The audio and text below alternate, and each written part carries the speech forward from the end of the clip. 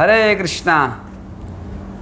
तो एक कृष्ण भावना भावित व्यक्ति का मन वश में होता है, उसका एक एग्जाम्पल दिया गया है श्लोक नंबर 19 में।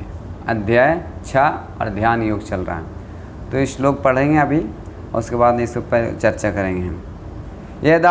यथा दीपो निवातस्थो न इंगिते स्वपमा स्मृता योगिनो यच्चित्तस्य युजतो योगात्मनः। अनुवाद: जिस प्रकार वायु रहित स्थान में दीपक हिलता डुलता नहीं, उसी तरह जिस योगी का मन वश में होता है वह आत्म तत्व के ध्यान में सदैव स्थिर रहता है। हरे कृष्ण।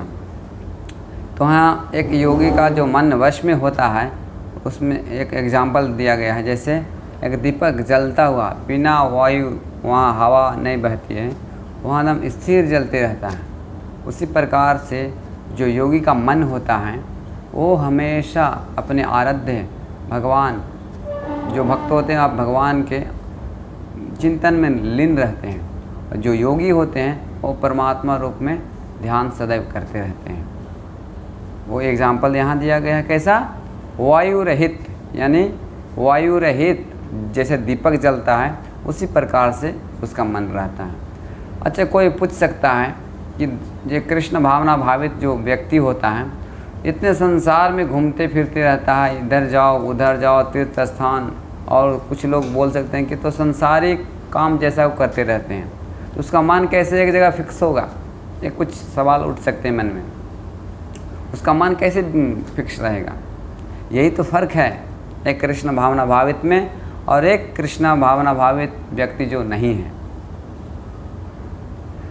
जिसका जो कृष्ण भावना भावित हो गया है वो टच नहीं करता है ये भौतिक संसार में, वो टच करता ही नहीं है। इसका उसका मन हमेशा चिंतन में रहता है, भगवान की सेवा में। वो संसार से तीनों गुणों से परे हो जाता है। कहीं भी जाता है वो कृष्ण को ही चिंतन करता है, कृष्ण के बारे में ही सोचता है, वो कृष्ण की सेवा ही करता है, कृष्ण का अर्चन करता है, कृष्ण का नाम लेता है और कृष्ण के बारे में ही बताता है दूसरे को। तो कभी भी एक क्षण के लिए भी नहीं भूलता है। हमारे श्रील प्रभुपाद जी बताते थे कि मैं जन्म से लेकर अभी तक एक क्षण के लिए भी नहीं भूला हूँ कृष्ण को। तो ये है कृष्ण भावना भावित व्यक्ति का उदाहरण। तो इतना संसार में सारे पूरे विश्व भर में ट्रैवलिंग किए, बताया जाता है कि 14 साल में पूरे संसार में भ्रमण किए। तो अब इतना ही सारे लोगों को मतलब पत्र लिखते थे, जवाब देते थे पत्र से। पहले तो ये फ़ोन ऐसा सुविधा नहीं थी, तो पत्र से लिखना, पुस्तक लिखना, लोगों से मिलना, प्रवचन करना और लोगों को मतलब सारे अर्चन पूजन सारे विधि बताना, मीटिंग करना। इस प्रकार से इतने सारे समस्या, इतने सारे सेवाएं करते हुए भी उनकी मन भगवान के चरणों में लगा हुआ था कि मैं सारे टोटल भगवान की सेवा के लिए कर रहा हूँ। तो ऐसा व्यक्ति, उसका मन कभी भी विचलित और कभी भी माया में नहीं पड़ता है। तो इस प्रकार से जो भगवान के भक्त होना चाहते हैं, बनना चाहते हैं कि संसार में रहते हुए भी हम संसार से ऊपर रहें। एक एग्जाम्पल और दिया जाता है, जैसे कमल का फूल है, वो जल से टच नहीं करता है, जल के ऊपर रहता है। तो संसार में रहते हुए भी हम एक कृष्ण भावना भावित हो सकते हैं।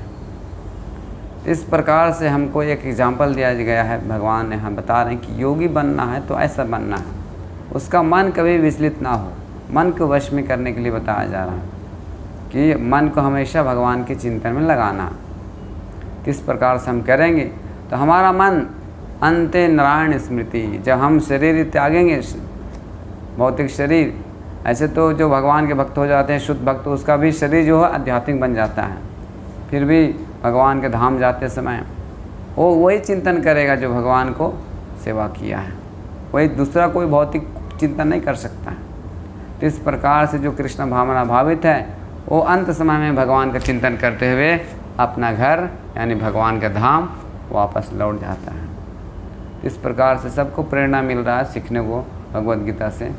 तो आप लोग सीखिए। और अंतिम जैसे एक कहावत भी है, लाइफ इज़ द प्रिपरेशन और डेथ इज़ द एग्जामिनेशन। तो हम इस प्रकार से परीक्षा अंतिम समय में हमको देना किस प्रकार से, जो भगवान के चिंतन करते हुए शरीर त्यागता है। ठीक है। हरे कृष्णा कृष्ण कृष्ण हरे हरे, हरे राम राम राम हरे हरे।